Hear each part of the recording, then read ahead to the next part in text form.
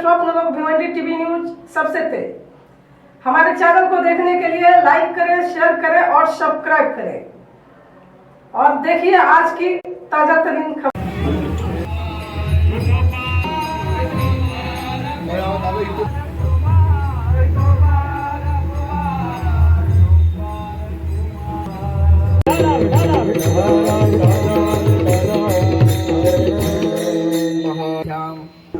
हे पांडुरंगा करू प्रथम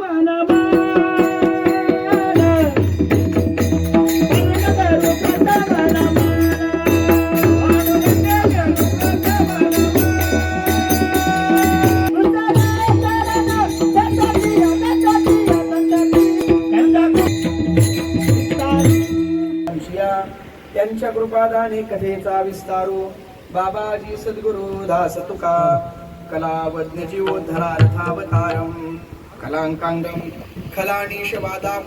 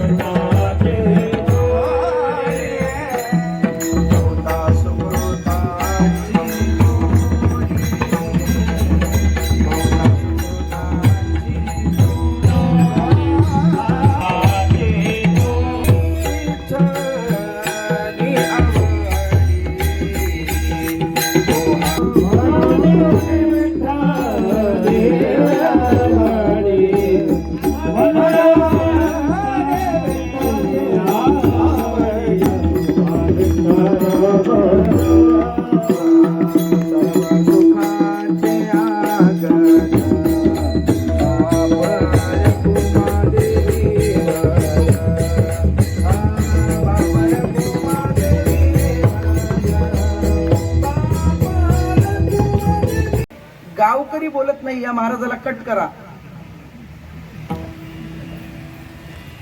तुम्ही कंटाळले की यांना सांगा, मग आपण बंद करू। विठ्ठला विठ्ठला परमेश्वर भगवंताच्या प्रांगणामध्ये ज्यांच्या कृपा आशीर्वादाने हा सोहळा संपन्न होतोय, श्री जगद्गुरु तुकाराम महाराज वारकरी संप्रदाय स्वाध्याय परिवार, समर्थ दास परिवार व आध्यात्मिक परिवार व समस्त ग्रामस्थ मंडळ कोपर, वैकुंठवासी हरिभक्त परायण संत काशीनाथ बाबा, वैकुंठवासी हरिभक्त परायण महंत महानंद बाबा चिदगन स्वामी, वैकुंठवासी माधव स्वामी पूर्णेकर, वैकुंठवासी हरिभक्त परायण सखुबाई चंद्रिया घरत, बाळकृष्ण महाराज पूर्णेकर यांच्या थोर पुण्याईने चिदानंद सरस्वती स्वामी दिंडीगड, मधुकर बाबा महाराज काल्लेर, बालचंद्र बाबा तरे कशेळी, हरिभक्त परायण कबीर महाराज म्हात्रे गुंदवली, हरिभक्त परायण बंडू बाबा भरोडी, हरिभक्त परायण फुलचंद बाबा दापुडे, हरिभक्त परायण ज्ञानदेव महाराज म्हात्रे व भागवताचार्य हरिभक्त परायण जितेंद्र महाराज म्हात्रे यांच्या शुभ आशीर्वादाने संपन्न होणारा नामयज्ञ सोहळा,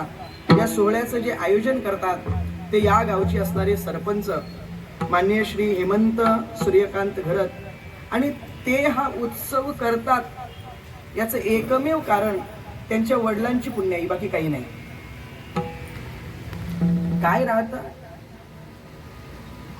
कधी कधी मुलामुळे वडिलांचं नाव प्रकाशात येत असतं, कधी कधी मुलामुळे आईचं नाव प्रकाशात येत असतं, कधी कधी मित्रामुळे मित्राचं नाव प्रकाशित येत असतं।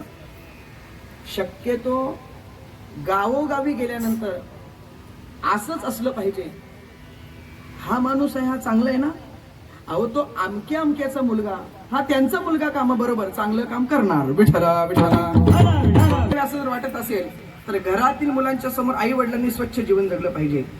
शाळेतील मुलं चांगली घडावी असं जर वाटत असेल, शाळेतील मुलांच्या समोर शिक्षकाने स्वच्छ जीवन जगलं पाहिजे। समाज चांगला घडावा असं जर वाटत असेल, समाजाचं नेतृत्व करणारा, समाजामध्ये फिरणारा हबप, समाजामध्ये फिरणारा महाराज, समाजामध्ये फिरणारा साधू, समाजामध्ये फिरणारा गुरु, त्याने स्वच्छ जीवन जगलं पाहिजे। घरातील मुलं चांगली घडावी असं जर वाटतंय ना, मग घरातील मुलांच्या समोर आई वडिलांनी स्वच्छ जीवन जगलं पाहिजे। आता घरामध्ये आई वडील जर शोले पिक्चर पाहायला लागले तर मुलकाने मला गब्बर सिंग जन्माला यायचे. मुलांच्या समोर आई वडिलांनी स्वच्छ जीवन जगलं पाहिजे, बापर आई वडिलांनी स्वच्छ जीवन जगलं पाहिजे. आणि असं का जर झालं तर तुकोबारे म्हणतात, शुद्ध बीजा पोटी फळे रसाळ गोमटी. जे बीज शुद्ध आहे ती मुलं सुद्धा महाराज कशी चांगलीच जन्माला येणार. आज वडील चांगल्या मार्गाला आहेत म्हणून त्यांच्या पावलावर पाऊल ठेवून सरपंच साहेब ते कार्य करतात.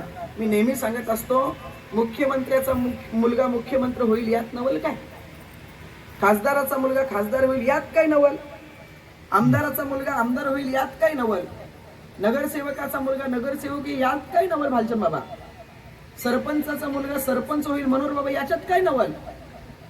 वारकऱ्याच्या मुलाने वारकरी परंपरा जोपासली पाहिजे, हे विशेष आहे, हे विशेष आहे. आपली परंपरा जोपासली पाहिजे, आपली परंपरा. आणि म्हणून या ठिकाणी हा उत्सव संपन्न होतोय.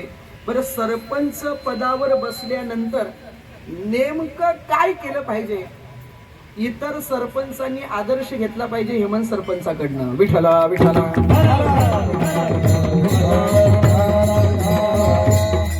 आज गावाचं नाव सगळीकडेच होतं, भिवंडी तालुक्यात सगळीकडेच होतं.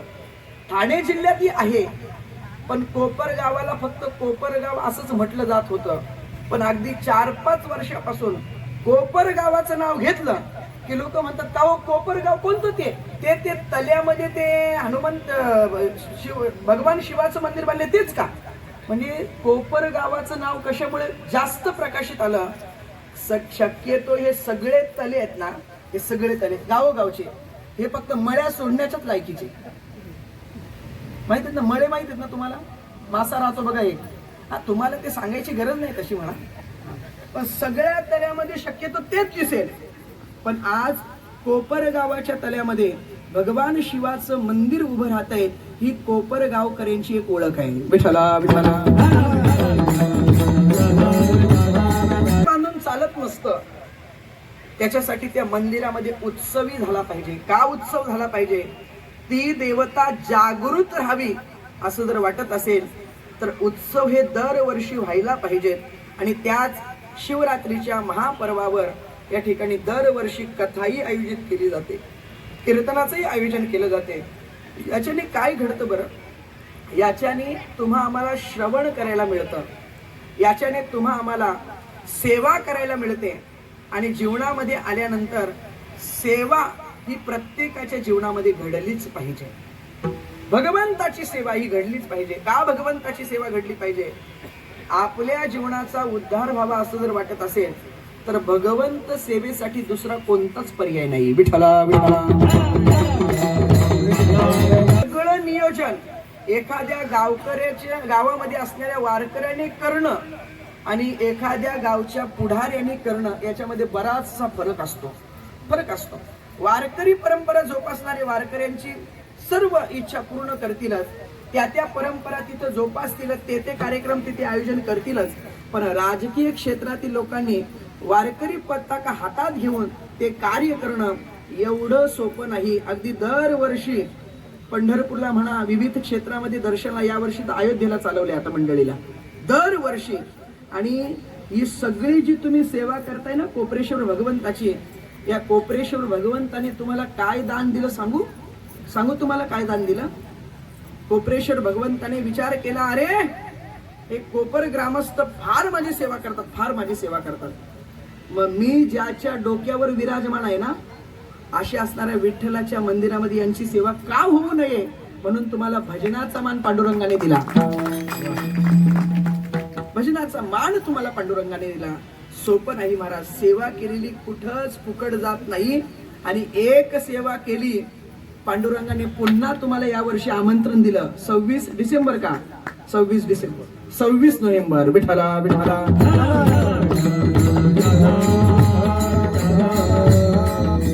आम्हाला रंजन बाबा फक्त सांगतात, आम्हाला पंढरपुरामध्ये भजन दिलं, पण मला ते बोलत नाही महाराज तुम्ही या वर्षी सांगा बरं का. विठ्ठला विठ्ठला. असा उत्सव भव्य दिव्य स्वरूपाने या ठिकाणी संपन्न होतोय. आपण सर्वजण या कार्यक्रमासाठी सहकार्य करतात, उपस्थित राहतात. सर्व महिला मंडळ, सर्व पुरुष वर्ग, सर्वांच्या चरणी विनम्र अभिवादन करतो. दररोज तरुण वर्गही येत असेल, पण आज येणार नाही का? आज काय आहे? बोला ना, पण उपवास. उपवास उपवास आहे हो, पण उपवासानंतर त्यांच्यासाठी विशेष मेजवानी आज काय? इंडिया पाकिस्तान. विठ्ठला विठ्ठला. सर्वांच्या चरणी विनम्र अभिवादन करतो. महाराज एका ठिकाणी वर्णन करतात.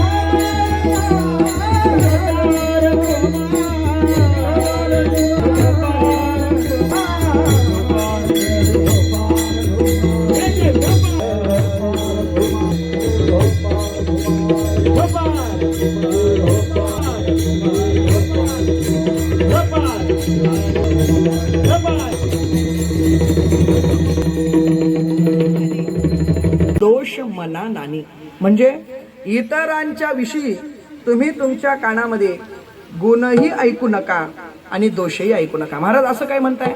एखादा माणूस येत असेल आणि आमच्या कानामध्ये नुसते एखाद्याच्या विषयी गुण सांगत असेल, दोष सांगत असेल, मग आम्ही त्याचं ऐकायचं नाही का? महाराज म्हटले तुम्हाला कोणी सांगितलं ऐकू नका, तुम्ही त्याचं ऐका, पण